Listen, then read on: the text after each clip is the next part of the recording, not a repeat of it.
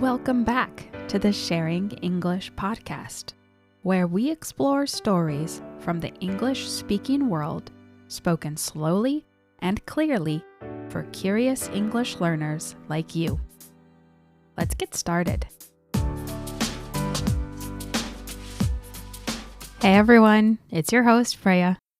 Today, we're talking about something that often surprises English learners about the United States: the American obsession with the Olympics. Many of my students come from countries where the Olympics feel distant, formal, or simply not very interesting. And yet, in the United States, every 2 years, millions of people suddenly tune in, including people who normally don't care about sports at all. So why does the Olympics matter so much to Americans? Let's take a closer look. The United States has been involved in the modern Olympic Games since the very beginning in 1896. Over time, the U.S. became one of the largest and most consistent participants, often sending hundreds of athletes across dozens of sports. Hosting the Games also shaped how Americans think about the Olympics. Events in cities like Los Angeles and Atlanta were treated as major national moments full of celebration and pride. During the 20th century, especially during the Cold War, Olympic competition took on symbolic meaning. Medals came to represent national strength, values, and global influence. While that political framing has softened, the idea that Olympic moments can stand for something larger than sport has remained. One of the most important Olympic stories in American history comes from the 1936 Berlin Games.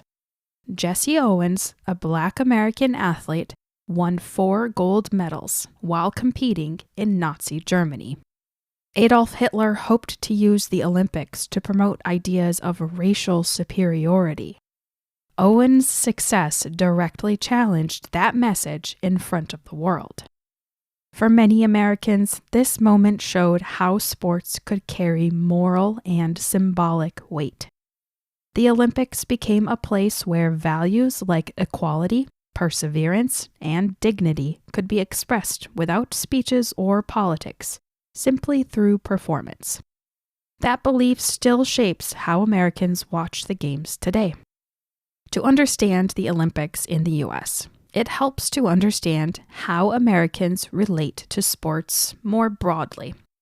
Sports in the U.S. often function as community experiences. High schools, universities, and local teams bring people together. Families watch games together. Towns and cities build identities around their teams. Sports also serve as shared stories. People talk about great moments years later. They remember where they were when something happened. The Olympics fit naturally into this pattern, offering a national version of the same experience. And this may be the most important reason Americans love the Olympics. Coverage in the U.S. focuses heavily on personal stories. Viewers are introduced to athletes' backgrounds, struggles, injuries, families, and failures before success. The competition becomes a story with emotional stakes. Underdogs, comebacks, and first-time champions receive special attention. These stories mirror how Americans often understand their own national identity, overcoming obstacles, starting from little, and succeeding through effort and persistence. People often tune in to follow athletes, even in sports they've never watched before. The United States usually sends one of the largest Olympic delegations. Population size plays a role, but so does the sports system. Many athletes begin in school programs, move through college sports, and train professionally. Universities, private sponsors, and national organizations all support this pathway. Seeing Americans compete across many events creates a sense of constant representation. viewers can usually find someone from their country to follow. Many American Olympians train at national centers in places like Colorado Springs or Lake Placid, New York. Others train through universities or private facilities. The U.S. Olympic and Paralympic Committee coordinates training, funding, and international competition, often working alongside sponsors rather than direct government support. This structure allows even less popular sports to develop elite athletes, which helps explain why Americans appear in events that most viewers never think about between Olympic cycles. The Olympics arrive, take over the national conversation, and then disappear again. This limited schedule makes the Games feel special. Americans enjoy large shared events that happen rarely, creating a sense of occasion. Each cycle also brings a new unexpected favorite. Curling, women's rugby, or another unfamiliar sport suddenly captures the nation's attention. Social media has amplified this pattern, turning athletes into short-term cultural icons almost overnight. In many countries, club sports or regional teams matter more than international events.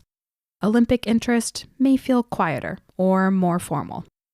In the U.S., the Games feel personal. Viewers follow individual journeys, celebrate emotional victories, take pride in home state athletes, and experience the Olympics as a shared national story. During the Olympics, American media fills with references, interviews, and vocabulary connected to sports, identity, and perseverance. Understanding why Americans care helps make sense of those conversations, and explains why people who never watch sports suddenly have strong opinions every 2 to 4 years. The Olympics in the United States are about more than medals. They're about stories, community, symbolism, pride, and moments that feel bigger than everyday life. Now I'm curious, in your country, how do people feel about the Olympics? Do they bring people together? Or do they pass quietly in the background? Let me know. Thanks for listening to the Sharing English podcast. If you enjoyed this episode, I'd love it if you'd subscribe, leave a rating or review, and share the podcast with a friend who's also learning English. You can find out more about me and the podcast at our website, www.sharing-english.com. New episodes of the Sharing English podcast are available weekly wherever you listen to podcasts. As always, let me know, what topics are you interested in hearing more about? Until next time, keep listening, keep learning, and keep sharing English.